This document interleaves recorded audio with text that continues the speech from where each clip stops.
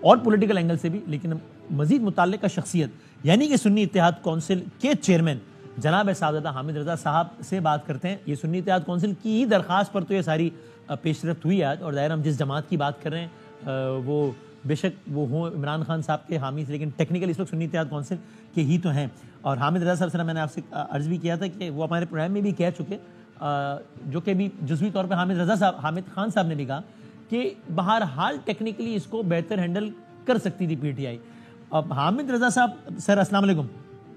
وعلیکم السلام وسیم بھائی، خیریت سے آپ؟ الحمدللہ سر، بہت شکریہ وقت دینے کا. عامر صاحب پہلے میں ذرا آپ سنیے گا، آپ کی یہ رائے تھی، میں صرف لوگوں کو سنوا دوں کہ آپ کی یہ رائے تھی آج سے کچھ دنوں پہلے جب یہ والی پیش رفت نہیں ہوئی ہے، تب بھی آپ کی رائے تھی کہ ماحول ایسا ہے کہ لگتا نہیں ہے کہ ہمیں مخصوص نشستیں ملیں گی.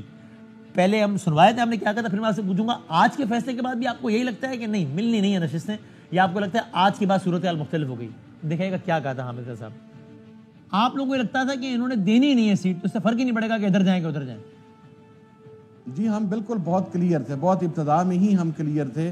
دیکھیں جس وقت، اور آپ کو ابھی بھی یہ لگتا ہے کہ اب یہ سیٹوں والا معاملہ فی الحال تو کم از کم مستقبل قریب کی حد تک تو گیا، یہ اب نہیں ملتی پی ٹی آئی کو، کیا سنی تھی آپ؟ وسیم بھائی لیٹس بی ویری آنسٹ، میرا نہیں خیال کہ ہمیں اتنی آسانی کے ساتھ یہ سیٹیں ملیں گی. آج سے 16-17 دن پہلے آپ کی یہ رائے تھی، آج بھی یہی رائے، چونکہ رانا ثناء اللہ صاحب نے کہا آپ سے کچھ دیر پہلے کہ یہ عبوری فیصلہ ہے اور حتمی فیصلہ یہ نہیں ہوگا، یعنی ان کی یہ رائے ہے. جناب دیکھیے وسیم صاحب، میں اولاً تو ایک بات جو میں نے بات کہی، میں آج بھی اسی بات کو سٹینڈ کرتا ہوں. اس کی وجہ یہ ہے کہ آج کی حد تک تو بینچ نے اپنا فیصلہ سنا دیا، اور اس کی بینچ کی فارمیشن سے بھی اندازہ تھا اس چیز کا، کیونکہ جسٹس منصور علی شاہ صاحب اور جسٹس اطہر من اللہ صاحب کی، آپ کسی فیصلے سے بے شک اعتراض کریں، لیکن ان کے بہت سے فیصلے ایسے ہیں جہاں پر جو مبنی بر حقائق رہے اور جس کو ہمیشہ عوام میں پذیرائی حاصل رہی. تو ایک ایکسپیکٹیشن یہی تھی، لیکن چونکہ اب معاملہ لارجر بینچ کو ریفر کر دیا گیا ہے، اب اس کے اوپر ڈیپینڈ کرتا ہے کہ لارجر بینچ کی جو فارمیشن ہے وہ کس طرح ہوتی ہے. اور اگر وہاں پر قاضی صاحب کی مرضی کے کچھ ججز کی تعداد زیادہ شامل ہو جائے گی اور دوسری سائڈ کو کم رکھا جائے گا، تو پھر یہ تو ایک عارضی ریلیف ہی ثابت ہوا. So I still have my doubts on it and I still stand to my previous statement. جی یعنی آپ کو لگتا ہے کہ لارجر بینچ اگر بن گیا، جس کا بہرحال امکان ہے، تو پھر وہ فیصلہ آج کا عبوری فیصلہ برقرار نہیں رہے گا؟ آپ اپنی ایک پولیٹیکل اوپینین ہی دے سکتے ہیں، آپ اپنی ایک رائے قائم کر سکتے ہیں. تو میری اپنی ذاتی رائے میں، جی again that's not the party view, لیکن میری اپنی ذاتی رائے میں یہی ہے. جی اس کا مطلب ہے کہ کوئی زیادہ اطمینان کا باعث آج کا فیصلہ آپ کے لیے نہیں بنا ہے؟ سر میں آپ کو یاد ہوگا وسیم بھائی، جن بہت ارلی ڈیز کے اندر جس وقت یہ ہم نے الیکشن کمیشن میں ہم گئے تھے، تو میں نے اس وقت یہ بات کی تھی، اور بہت سارے لوگوں نے شاید اس کا مذاق بھی اڑایا تھا.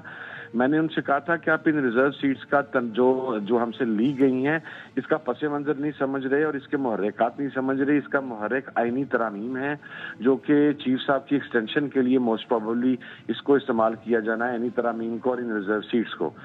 لیکن وہ آج سے 2-2.5-3 ماہ پہلے والی بات تھی. اس وقت یہ سچویشن ڈیولپ نہیں ہوئی تھی، گوسپ آف دا ٹاؤن کے اندر یہ ایکسٹینشن والا ایشو نہیں تھا.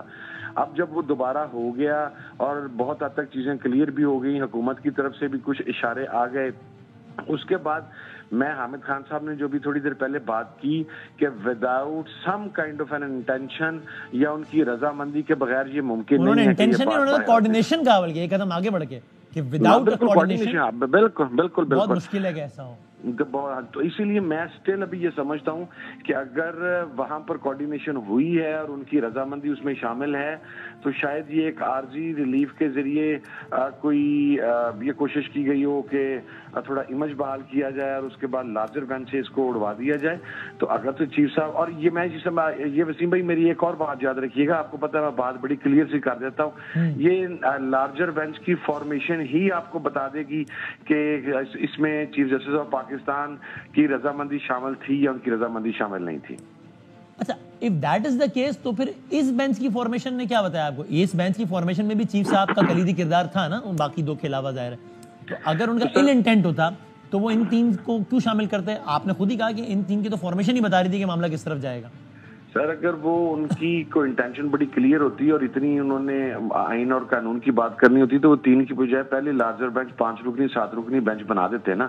یہ بھی ایک طریقہ کر رہا ہے ہماری عدالتوں کا کہ ہماری عدالتیں عارضی ریلیف کے معاملے کے اوپر ہمارے کچھ چیف جسٹس صاحبان نے ایسے فیصلے کیے ہیں جہاں پر وہ پہلے عبوری ریلیف دلوانے کے بعد معاملہ جب لارجر بینچ میں جاتا ہے تو سٹوری اور پکچر اس کے بالکل اگینسٹ جاتی ہے. لیکن حامد صاحب یہ ساری گفتگو بھی ہماری دیکھیں، ایک ہے حقیقت کہ 3 رکنی بینچ بن گیا اور فیصلہ آ گیا، اور دوسرا ہے قیاس کہ اگر لارجر بینچ بنا تو یہ تو بھی سب ازمپشن ہے. کیا پتہ نہ بنے لارجر بینچ تو پھر کیا ہوگا اس رائے کا؟ سر اگر نہیں بنے گا تو میں دیکھیں انسان ہوں، میری رائے غلط بھی ہو سکتی ہے اور میرے میں اتنی اخلاقی کرج موجود ہے اپنی اس رائے کے اوپر آپ کے پروگرام کے اندر بیٹھ کے ہی میں معذرت کا اظہار بھی کروں گا، میں رجوع کروں گا اور میں اس کے اوپر باقاعدہ ایکسکیوز بھی کروں گا، سوری بھی کروں گا. مجھے کرنا بھی چاہیے، میرے میں اتنی اخلاقی ضرورت موجود ہے کہ مجھے کرنا چاہیے. پھر ٹھیک ہے، بہت شکریہ حامد رضا صاحب، تھینک یو، بہت شکریہ.